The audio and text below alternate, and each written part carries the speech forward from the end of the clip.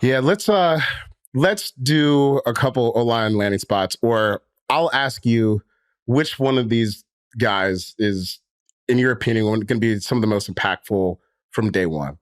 So we got Joe Alt to the Chargers, J.C. Latham to Tennessee at 7, Fashanu to the Jets at 11, Tlis Fuaga to the Saints at 14, and Marius Mims to the Bengals at 18, Fatanu to Pittsburgh at 20, Jordan Morgan to Green Bay at 25, Barton to Tampa Bay at 26, Tyler Guyton to Dallas at 29. Everyone made fun of me, man. Everyone goes, there's not going to be that many linemen going in the first round. And it's like, no. Yes, there are. Yes, there are. God dang yes, there are. I'll start off real quick because the Titans have already come out and said that J.C. Latham is going to start at left tackle. Hell yeah. Which I think makes sense for where their roster is. That left tackle was the biggest hole for sure on their offensive line.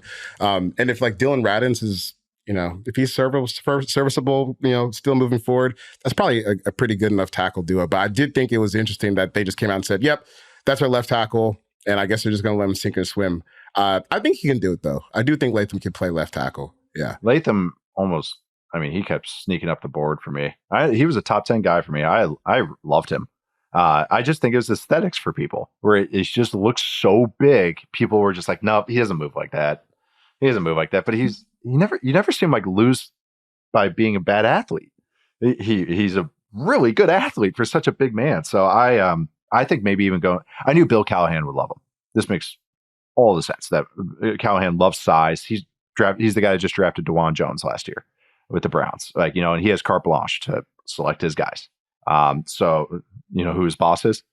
So if you go on the left side, so if he goes, all right, I love that. So you have Latham on the left side, their first round pick last year, Peter Skronsky at left guard.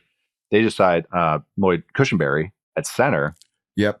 That's retooled. Cushenberry's so smart, and I like him. I've always thought he was underrated. PFF had him as like the worst lineman in the league his rookie year, and I was like, But it's just a smart, solid player. They paid him a lot, but he's a steadying force. So now you got talent, real talent, and with one of the best offensive line coaches of all time. So they're setting up Levis to succeed. And I think they like Levis. Obviously, but I think they like elementary school style. I think they like Levis more than anything. So Titans are interesting because they're such a reshaped team and they just have such interesting pieces, signing Calvin Ridley and all this. So yeah. Hey, they're giving Levis a chance. They are. They're giving him a chance. It's a better situation than most young quarterbacks get. It is. It's better than what Justin Fields had for a few years. So I know it's better than what Bryce Young had last year. It's better than what a lot of guys that Trevor Lawrence had, which I think actually might be better than what Trevor Lawrence has. They do. He got his actually, receiver. now that I think about it, he got his receiver. Oh no, okay, never mind. Well, yeah, Brian Thomas. So, but I'm talking the Titans got Trevor's receiver. Oh, Calvin Ridley. Yeah, I was saying, but no, I'm not. I'm thinking that actually, I actually might like the Titans. That's actually sad to say.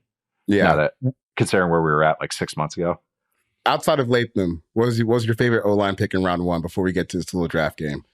Oh man, I actually really like this one. Was a Marius Mims to Cincinnati Bengals. I love it. This is how you're gonna this is the team that should be saying we're always gonna be picking in the 20s. They're gonna be battling because they actually have a dude at quarterback, even though he's been getting hurt with Joe Burrow. So this is their way to get off the tackle carousel, the mercenary tackle carousel, and to get a guy that has legit all-pro potential at the second half of the draft. You don't really get these opportunities like this to get a guy with Mims's upside. He doesn't have to play right away. This is a landing spot, and he's with an offensive line coach that's good, and with a quarterback that can mitigate, early struggles with Burrow's pocket movement and everything. So, love this landing spot. For Mims to hit his upside, he had to go to a good landing spot, and this was one of them. And this was one of my favorite picks. Period. Yeah, that was a good one. I'm bullish. I know probably Georgia homer in me, but it's funny because I see people he's an all-world athlete. All-world athlete, and I think his technique is way better than people give him credit for. It's just being on the field. Get on the field. I said, I think I wrote him up. I said he's not a start from scratch project. You're on the fourth floor with him.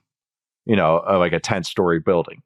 But he's not at the bottom there. No. His eyes are solid. Like, he's not perfect, but he's not a teardown. Like Tyler Guyton, who the Cowboys drafted, way more raw than Mims is. Sua Mata'ia from BYU that the Chiefs drafted and who I was really high on, way more of a project than Mims, I think, mentally and everything. So, and he's got more upside.